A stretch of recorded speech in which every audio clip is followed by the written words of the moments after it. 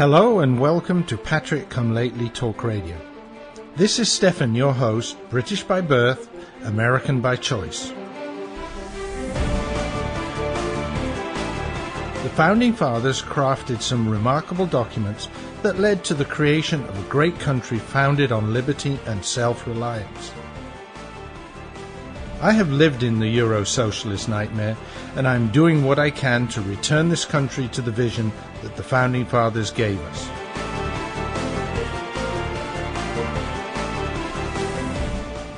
We need to strive to rebuild that shining city on the hill, for without us, the world has nowhere to turn for freedom. For the next hour, I will be presenting news, views, and guests that help keep the true spirit of America alive.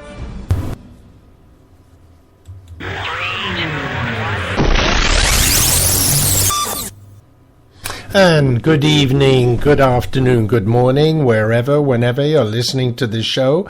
This is Stefan, your Patriot Come Lately, welcoming you to episode 349 of Patrick Come Lately Talk Radio, also known as episode countdown number 6. Yes, tonight's show and then 5 more to go, folks.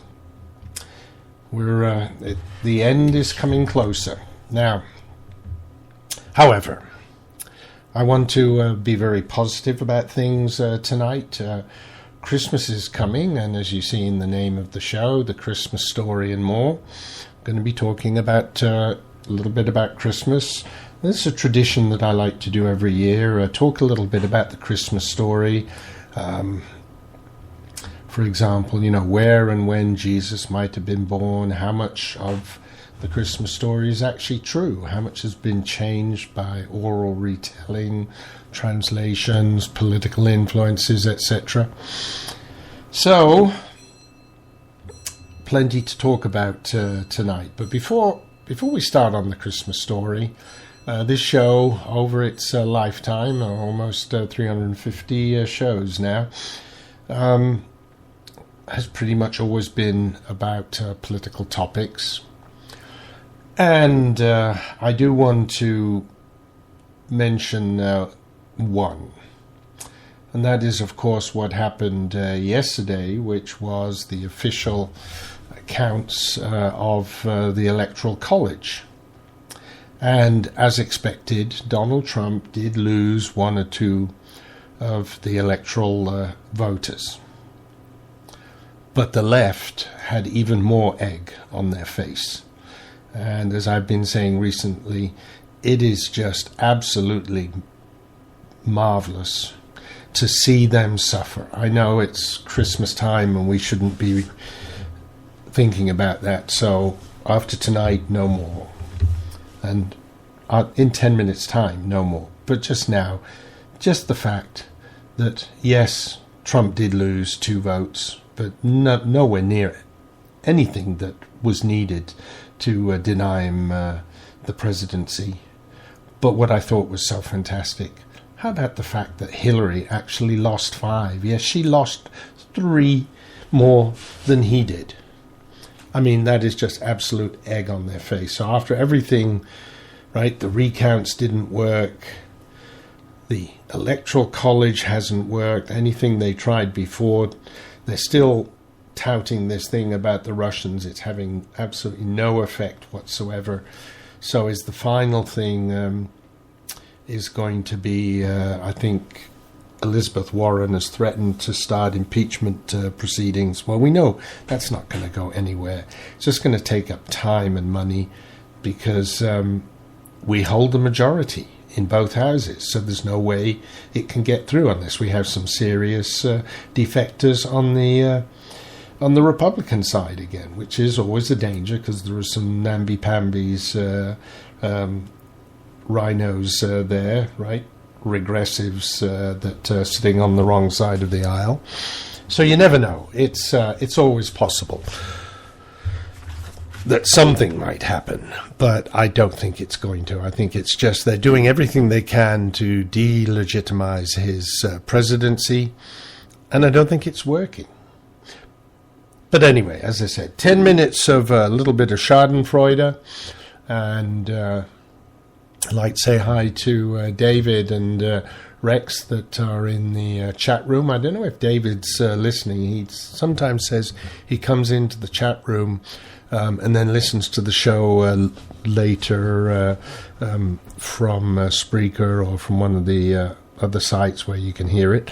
So I'm not sure whether he's hearing what I'm saying now. I know Rex does listen. So Rex, hi. And David, if you're listening, hi. Welcome to both of you. And so that was my 10 minutes of Schadenfreude. I'm going to move on, and let's move on to the Christmas story. And as I said earlier, I've done this in past years as well, on or around Christmas, where I just have my, if you like, my own personal thoughts about what might not have happened, how much of the story may have got distorted, how much was embellished in order to meet certain prophecies and things. At the end of the line, and we all know the Christmas story well, at the end of the line there are a number of inconsistencies, and a lot of people try to find ways to explain them away. And let me just say at the beginning this, I don't think any of that takes away from the story in general, because whether or not it's true, it is still the bedrock of the great Christian faith, which, is spread all over the world. So whatever the beginning is, but it just interests me to sort of know, I'm sure that there are elements of truth. The question is, how much of that, how much is true? And, will we ever know? No, at least not until we get to heaven. I'm sure we will then be able to know everything. But right now, here on earth, will we ever know? Highly unlikely. And maybe if someone were to invent a time machine, if that were possible, we might find out more. And let's just think, so why am I saying, well, how much of the story is true? There are people who say, no, you have to believe, you have to have faith, and it is exactly as was written down. Well, I'm sorry. As I said, you can believe the story as a matter of faith, and I think that is a very correct thing to do. But it's more the message that's in the story that you believe, and not the details of the story itself. The details are, as I said, there are discrepancies here and there, and some of them can be explained, some of them can't. And we also have to realize, as I was saying before, that a lot of what was written down was only written down after the story had been retold a number of times. So as it goes through this passing down through the generations, a couple of generations at least before it got written down, we all know things get fuzzy, things get changed. There were reasons why people wanted certain aspects of the story to be in there. For example, Bethlehem played an important role. Now, was Jesus actually born there? As I said, we don't know for certain. The story tells us so, but let's face it, the people that wrote down that story had a very powerful reason for wanting to place Jesus in the city of David. Bethlehem was the city of David. He was to be of David's line. Why? Because that was part of the prophecy that would make him the Messiah. So, we can take it a few steps back. How much of the prophecies are true? How many prophecies were about the Messiah that had other details that are conveniently forgotten? So, things like that. So, was he really born there? why was he born there? Right, the story in Luke is that he had to go there for a census. If you go back and do the research on Roman censuses, well, there was none in 0 AD. So the most likely possibilities were sort of 6, 7 BC or BCE, if you want to be more politically correct now, of course, before the Common Era, or BC, before Christ, 6 or 7, or most likely 6, and the Roman person, I'm not going to call him a governor, because in most of the historical records he wasn't actually at that period the governor, but the person who supposedly called for the census, he called one in 6 BCE and in 6 AD, but not on 0 AD. So it could be one of those two. In those days, the census was not taken by people going back to their town of origin, but they had to go where they lived. Now, again, some of the people explain this away and say, well, Joseph probably was from Bethlehem, probably still owned land there. He would have been in Nazareth in Galilee, where Mary came from, or Miriam as her Jewish name was.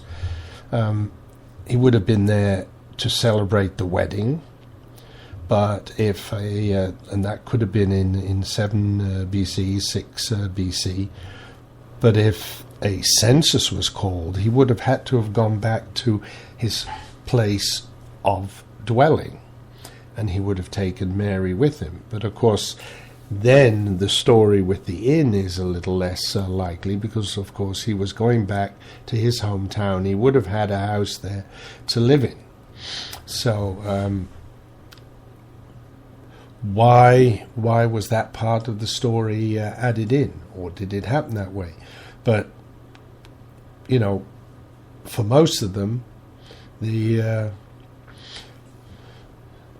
census, the people weren't required to go back to their family home, just where they lived. And if he lived there, they wouldn't have had to have gone to an inn. Or maybe he was on his way back to somewhere else. Maybe he didn't live in Bethlehem, even though they say Joseph was of David's line, but maybe he lived a town further on and they were on the way back to the other town, and Mary went into labor in Bethlehem before they reached his hometown. That could explain it, because that's not the way it's explained in the Bible. But as I said, those stories are told, retold. People shorten them, they make it more convenient, they make it into more of a story. And then later on we have all sorts of political influences, because they wanted to attribute certain attributes to people, both Jesus, Mary, even Joseph, making them perhaps more common than they were. Could very well have been that they were actually fairly rich people, but making them very common, because it was felt that was better to have Jesus as a common person rather than somebody rich. All sorts of interesting stories like that. So if you take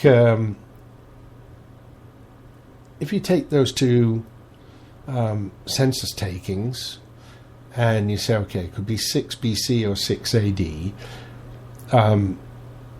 Again, the Bible talks about Jesus being born when Herod was still alive, and he died 4 BC. So it would have to be 6 BC. And one thing that they have discovered from some archaeological records in, I think, Mesopotamia, where there was a school of astrology, and of course in those days astrologists were very much also astronomers, although today those two groups tend to be very different.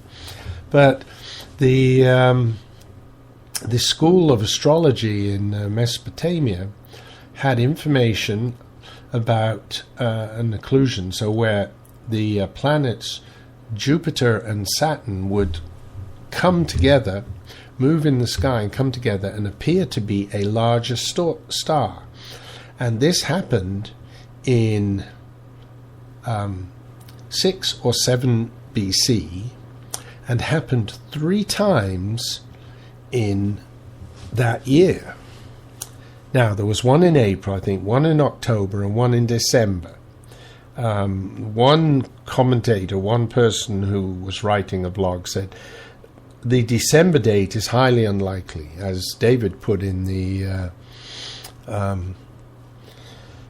chat room. You know, the winter solstice festival, Sol Invictus actually was the festival of the sun, and Constantine, the emperor who supposedly introduced Christianity to the Roman Empire, was also a follower of the sun, of Sol Invictus.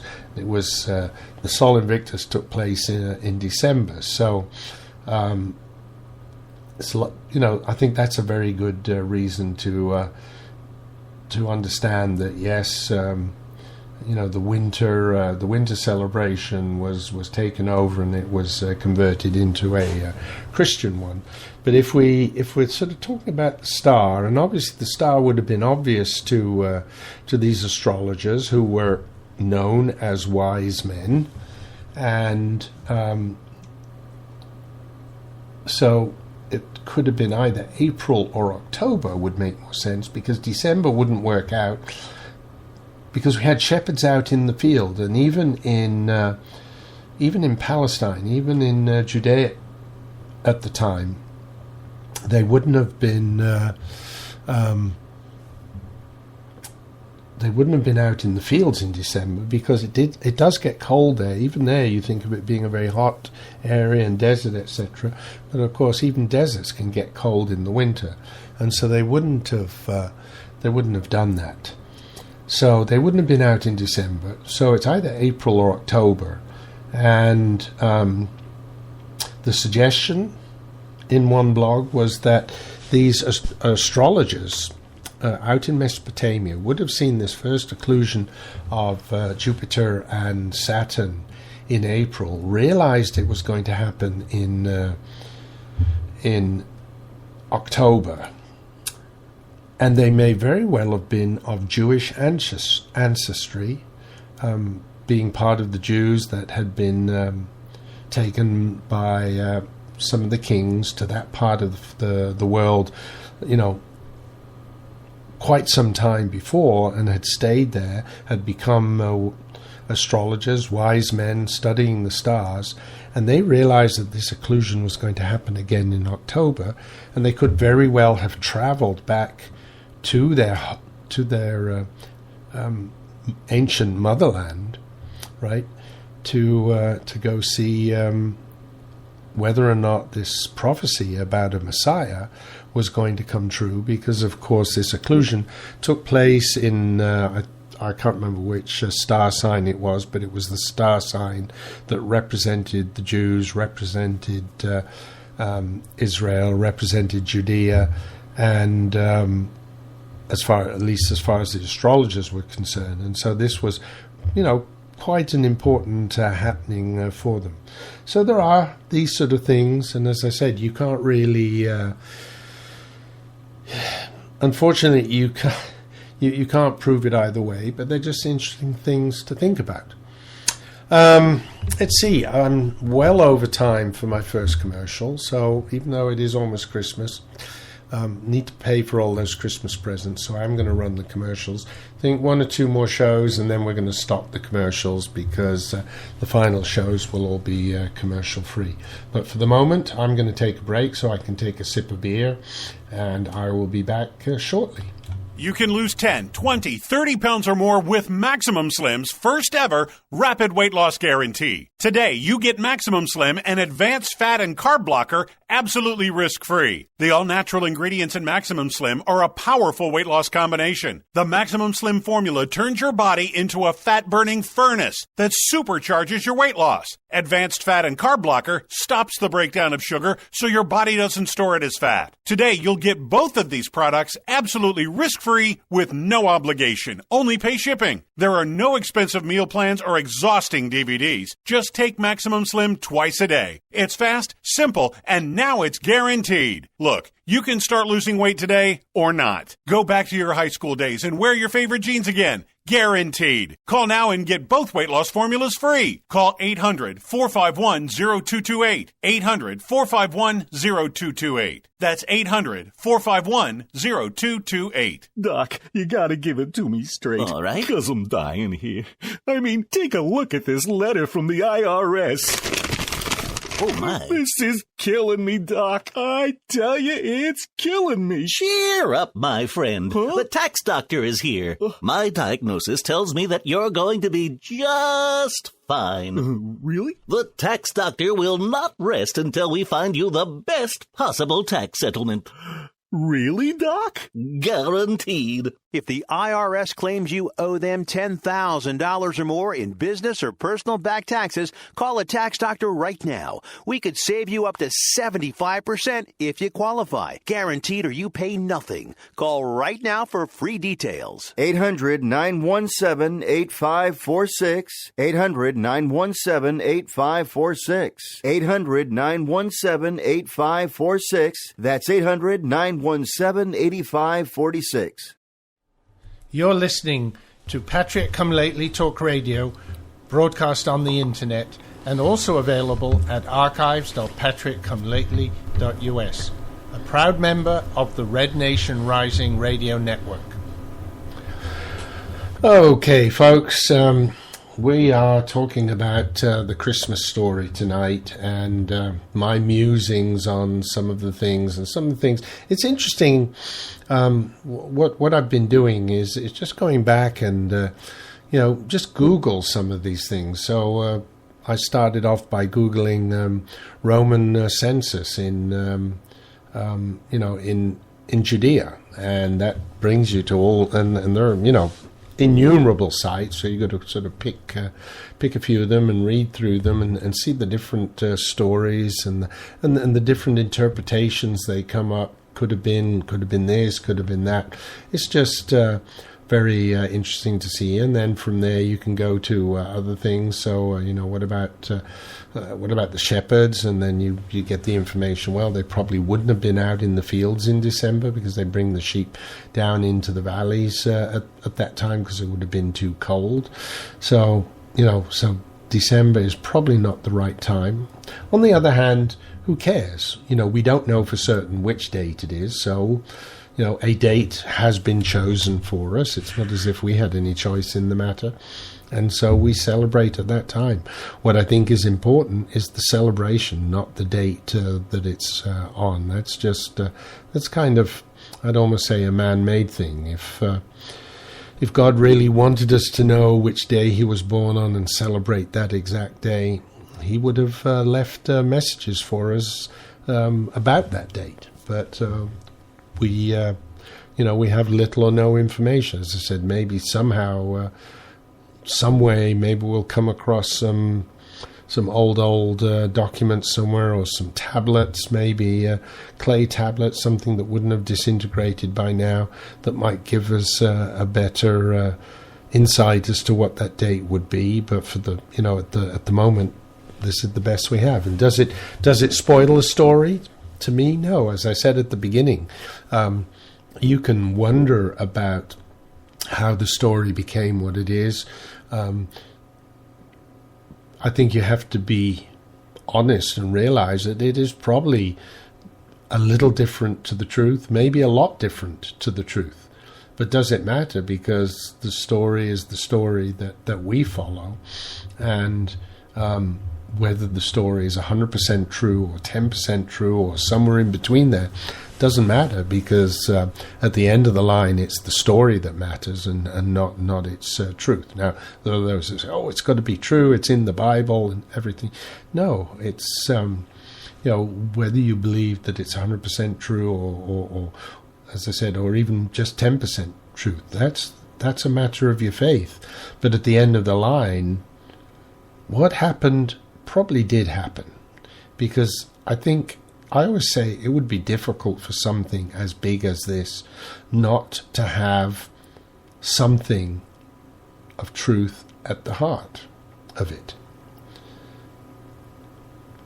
This could not all be something dreamed up by a few men and then put into some story that it would multiply into something like this. So there is an element of truth. The truth is what's behind the story. And so I don't feel guilty about thinking about the story, thinking about how much might be true.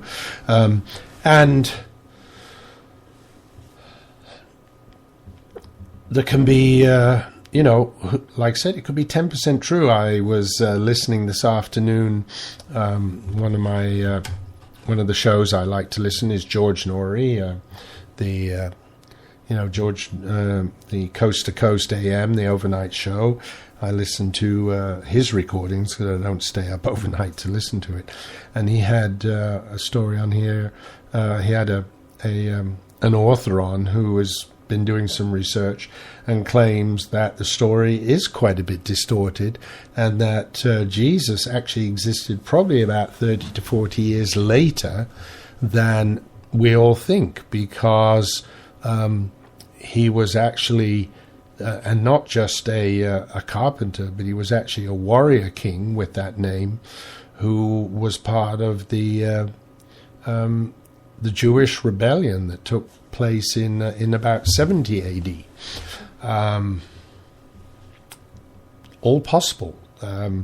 He came up with a story that this warrior king's mother was a Persian who had been banished out of the country, had to leave, was heading, I think, to her maternal home, and had the baby while she was on the road. Does that sound familiar? After the baby was born, he was visited by three wise men from Persia, because these Persians were interested in seeing this baby, because even though he wasn't born in Persia, even though she was leaving Persia for whatever reason, he was still the son of a princess and therefore a prince himself. So these wise men would indeed have been interested in perhaps coming to honor this prince that was born there. Does that story sound familiar? Now, is it heretical? Yeah. I mean, think about it. It's quite a lot away from the story that we think of. But could it be true? Could be. I think it's very far away, but again, we'll not have any proof. Okay, folks, I see clock's been ticking. I don't want to be too late again, so I'm going to do another quick, another commercial, and I'll be back shortly. Patriot come lately. British by birth, American by choice. Just like the Founding Fathers. The voice of the conservative resistance.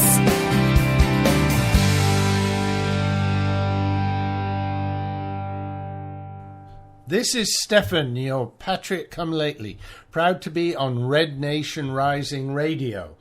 These can be dark and depressing times, but Main Street USA finally has a competitive voice to traditional mainstream media outlets. And it's screaming at all hours, 24/7, we want our country back. America, it's time to wake up, expose the regressives, and keep listening to the new dominant force in conservative internet talk radio, the Red Nation Rising Radio Network, powered by ICRN. Not too long ago, it felt good to withdraw your cash from the bank, didn't it? For a vacation or a new car. But today, withdrawing your own cash has become risky. Pat Boone here for Swiss America. According to The Secret War, a new Swiss America white paper, I learned that all banks are now required to spy on you and me for the government, and then report any financial behavior deemed suspicious or unusual. You must read The Secret War. It's free. Truth is, I believe the government's new war against cash is really a war against us all. But The Secret is now out. So please, get and read The Secret War. Call 800-516-3405. 800-516-3405. 800-516-3405. Call right now. That number again is 800-516-3405. You're listening to Patriot Come Lately Talk Radio, broadcast on the internet, and also available at archives.patriotcomelately.us, a proud member of the Red Nation Rising Radio Network. Okay, folks, we're into the second part of the show. We've been talking about the Christmas story, and I just want to reiterate it. As I said before the break, whether it's 100% true, whether it's 10% true, that doesn't matter. It still doesn't stop me from wondering and thinking and just having fun, reading all these different sites. And I encourage you to do it. I think rather than making you less faithful, I think it strengthens your faith to know that there are a number of things which could match up with the story, and there are a number of things which are understandable interpretations, if you like, the existing story is an interpretation of something else that happened that could also very well have happened. However, Christmas, I do want to bring something else positive. I want to bring it into the present, and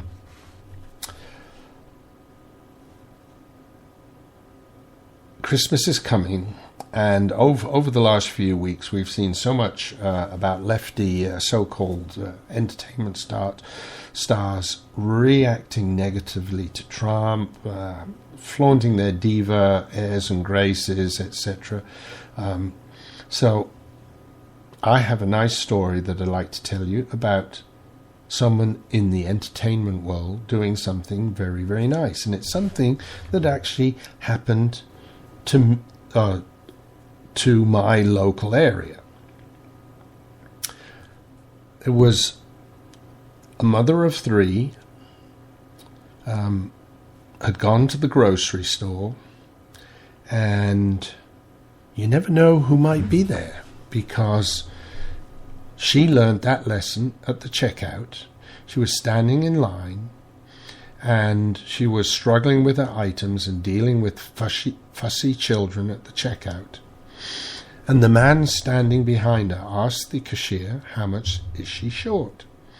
When she turned around, she was floored to see Jeff Foxworthy standing right behind her.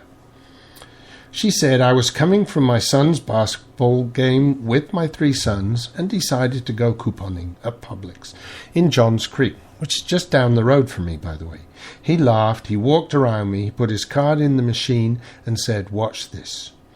I told him that he was going to make me cry, gave him a hug, thanked him, and took a selfie. Now, she also told the local TV station that she actually believes that his act of kindness was karma, a little bit of justice coming around, because she had donated almost precisely the exact same amount of money to her family at Thanksgiving. Now, isn't it surprising this lovely little story was never picked up by the lamestream media? Foxworthy isn't a liberal, so they just ignore it. And especially a non-liberal doing something good, they just really definitely want to hide it as much as possible.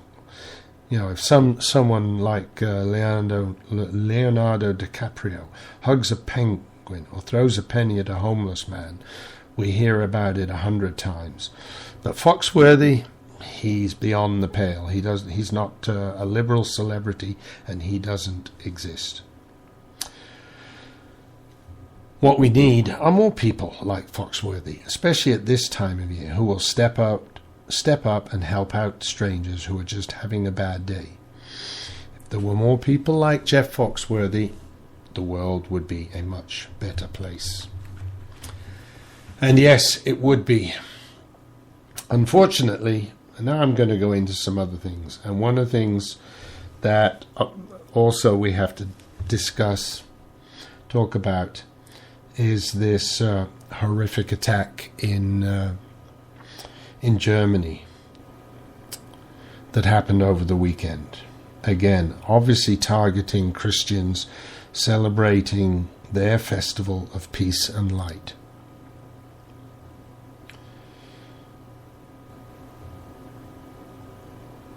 Not only targeting Christians, but targeting innocent Christians. These are not men. These are not soldiers. These are not people fighting. These were women, children, old people, and yet they were killed, they were attacked by driving a truck into them. Copying what had happened in France a little bit earlier. Remember, ISIS has called for this. They said, if you can't buy a gun, take a car, take a truck, drive it into a crowd. And they've been calling for people to do this, especially at this time, because it's Christmas. This is just unbelievable, and especially horrific that they choose this time of year to do it. Of course, it isn't called terrorism for nothing. They want to terrorize us. But in that respect, I think it has to strengthen our resolve, and we have to agree with Donald Trump. This cancer has to be eradicated from the world. The sooner the better. And if we have to fight fire with fire, so be it. The current administration has been so careful not to ever do anything that might bring a civilian into the fray, might have collateral damage. So much so there are many occasions when we could have killed key figures in some of these terrorist organizations. It wasn't done because there were civilians around them. And yet they kill our civilians with no remorse whatsoever. So we have to fight fire with fire. And I think Donald Trump's right in that respect. And yes, there will be collateral damage. War is hard. Think about World War II. Lots of soldiers got killed, but also lots of civilians got killed. And we are fighting a war now, and if we don't admit that, we get into the mess we are in today. So this horrific attack in Germany, Angela Merkel definitely has blood on her hands for this. We don't know for certain. Apparently, the first person that they arrested was somebody who'd come in as a refugee. It turned out now that they've released him that that person wasn't involved. On the other hand, there were very strong rumors that when they did pick this person up and went to where he was living, they found a number of false IDs. So it sounds like this pollo wasn't totally squeaky clean, but they released him anyway. I wonder why they did that. If he wasn't squeaky clean, they should have locked him up and then sent him back home. But okay, this is Germany. They don't do that. They're nice to refugees. Refugees are good people. They don't do any bad things. No. I'm sure it wasn't a refugee driving that truck. I'm sure it wasn't an Islamic terrorist driving that truck. It must have been an Islamic terrorist, right? Couldn't be much else. And you may remember, thinking about what happened in Germany, I mentioned a couple of weeks ago a report that had been brought out in England, and I think if you look at that, it sort of says to me, you know what? The person that wrote that report was right. They're speaking non-politically correct words. They're speaking, in essence, the same words that Donald Trump is speaking.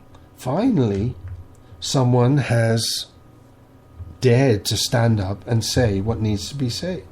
So Dame Louise, that was the lady that was responsible for this report, she insisted the time had come for a bold integration plan, not an immigration plan, an integration plan, calling for the government to instill a far deeper sense of British values, respecting and upholding our long-standing traditions of tolerance, democracy, and respect should be far better enforced,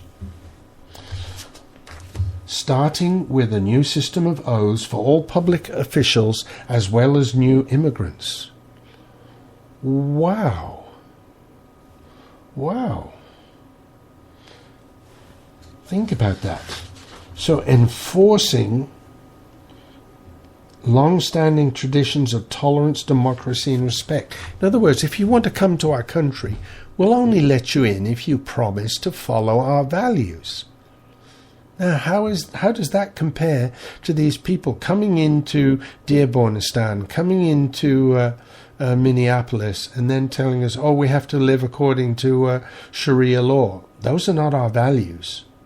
Sharia law is not a religion. Well, it's part of a religion, but it's also a political ideology. But you cannot enforce your political ideology on us. We have the First Amendment. This means I can say things about your supreme being that you do not like. I can say things about Allah that you do not like. That's a First Amendment right. So you have to live according to our common values and rights. And this is what the Dame Louise was suggesting.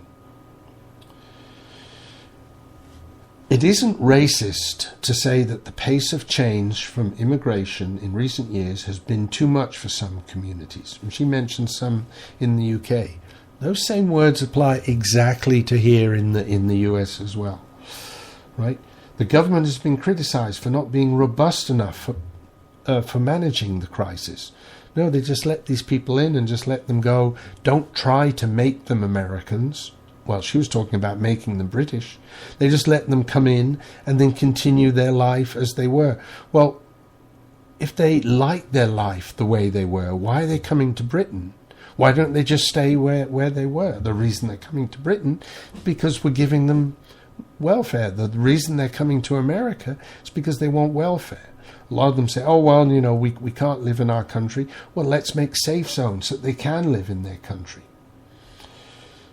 Dame Louise went on to talk as well about officials ignoring women who are forced to suffer coercive control, violence, and criminal acts of abuse, often enacted in the name of cultural or religious values. Yeah, and those cultural and religious values are at odds with our values. So which ones should win out? Freedom of religion is okay, but when it weighs against our values, should we allow that? I don't think so. And Dame Louise says as well, no, shouldn't do it. Okay, folks, interesting report that. Very brave of her to stand up and say we need to do a better job integrating people in. And it's exactly what we need to do here. It's exactly what I think Donald Trump is talking about when he talks about extreme vetting. So anyway, I see it is time for our final commercials.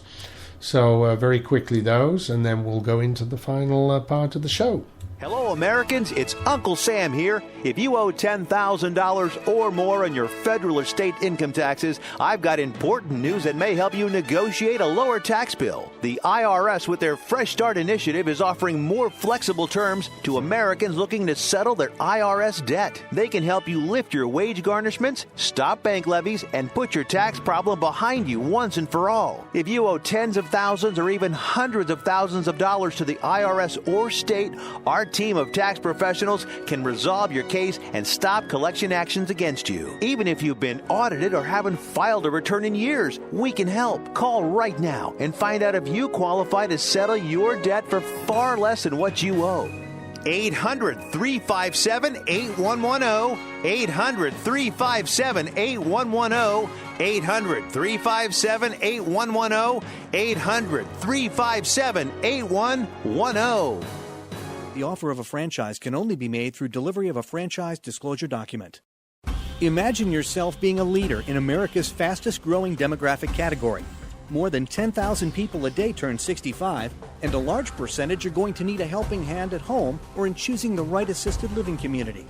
Always Best Care is looking for people who've excelled at everything they've done, but they're seeking a new challenge. Always Best Care is one of the fastest growing companies in this explosive field. We're looking for 25 new franchisees to keep our booming business growing. We'll back you up with the strongest award-winning marketing program in the industry, and we'll provide the special training and support that's fueled our growth to prepare you for this great opportunity. All that's missing is you. Call Always Best Care toll-free at 1-800-643-7508. That's 1-800-643-7508. For Always Best Care, 1-800-643-7508. Call today. You're listening to Patriot Come Lately Talk Radio, broadcast on the internet and also available at archives.patriotcomelately.us, a proud member of the Red Nation Rising Radio Network. Okay, folks, we're back for the last few minutes of the show. Let's see what we've got. Yeah, we've got about 5 minutes left. So we had a bit of a positive first half talking about Christmas, but I do want to just continue to also kind of hang out the warning signs. What happened in the last few weeks has been good. The country has turned away from the socialist uber left and chosen for a different direction. Now, do you think that the left is just going to give up? No. And they will fight back hard. Think about it, folks. When the Soviet Union fell, all those little commies didn't wake up the next morning and say, you know what, those wacky Americans were right all along. Let's do some freedom and liberty stuff. No, they woke up bitter and furious. Sound familiar, folks? They spread out amongst the intelligentsia all over Western Europe, the rest of the world, and even to a certain extent here. And they threw themselves into plotting, agitating, insinuating themselves into every possible position of influence they could manage, or insinuating people that they trained, who followed them, who had the same thoughts as them, into those positions of power. Where did they go? They went into the international environmentalist movement and found all sorts of issues that could be used against that evil country, the hegemon of economic and individual liberty, the dreaded victor of the Cold War, the United States. They went into a crisis creation mode, fueled by alarmist junk science and billions of federal research dollars. Right? We started global cooling, then it was global warming, then it was climate change. Now, what we have to remember, that the universities, the colleges here in America, derive upwards of 75% of their total research budgets from the government. It's an impossible task to prevent the creation of a vast echo chamber, crafted to suit the whims of the funders. So when the left gets into power, guess what happens? All the research goes to proving what the left wants. This is precisely the danger of which Eisenhower spoke. And by the way, my classic car has a bumper sticker on it, period correct, I like Ike. So after years of pruning, fertilizing, and watering their post-secondary gardens, the left has a bountiful harvest of indoctrinated political automatons, gleefully tightening its hold on the generations destined to govern our future. Look at the namby-pambies now who have to have safe spaces. Think about it. The kids of today have to have safe spaces because somebody put Trump on the ground in chalk. And yet, 60, 70 years ago, kids their same age, boys their same age primarily, but girls were there too, were landing on the beaches of Normandy, were storming Iwo Jima. They were kids of the same age. They didn't have any safe spaces. It's just amazing how what we have allowed the left to do with our people. And then, of course, in 2008, when they won that, they threw the doors open and they just started bringing everything in, right? Their anointed leader just said, bring it in, bring it on. Men became women or little girls, if you wanted to say so. And you could use whichever restroom you wanted to use. Foreign enemies were imported into our countries because we had to be tolerant and rescue them. And those who stood against it were branded as racist. People who were suffering but were Christians were not brought in. No, because they're part of the past. And so what happened? We finally saw through them. They didn't realize that we saw through them. We held elections. We elected majorities. We tried it a couple of times, but they kept the upper hand. But now finally, we told them enough is enough. Now, those repudiated on November 8th haven't fully realized that the voters hadn't failed to understand what we saw when they revealed their innermost desires. And so we saw that. We understood it and we turned away. But they don't realize it. Oh, well, we did realize it, but they're going to fight to get back. So we need to watch out. They will be plotting and scheming all along. They've been doing it. Look at the delegitimizing of Trump that they've been trying to do. Anything they can do, right? Recounts, electoral college, and now possibly impeachment. On what grounds? No grounds, but it makes a nice noise. So we have to watch. We have to keep awake. And I may not be doing that actively, and then again, who knows, maybe in a year or two, I might have to come back and start doing it again. We never know. But for the moment, I'm going to have to say, folks,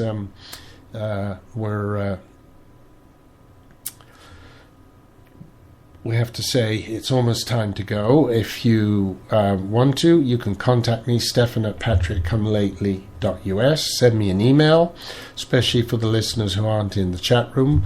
To Rex and David who've been in the chat room tonight, thanks for coming. Love seeing you there. And now I see it is time to start the music and say ta-ta for now. See you all next week. It'll be countdown number 5 next week. And have a Merry Christmas, everybody.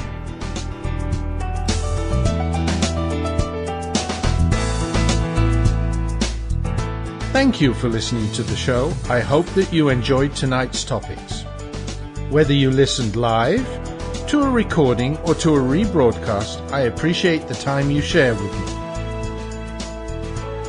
me. We need to spread the message of liberty far and wide, so please tell your friends and family about the show.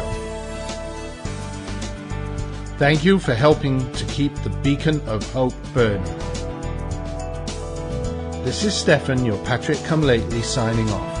God bless America, and remember, L3, long live liberty.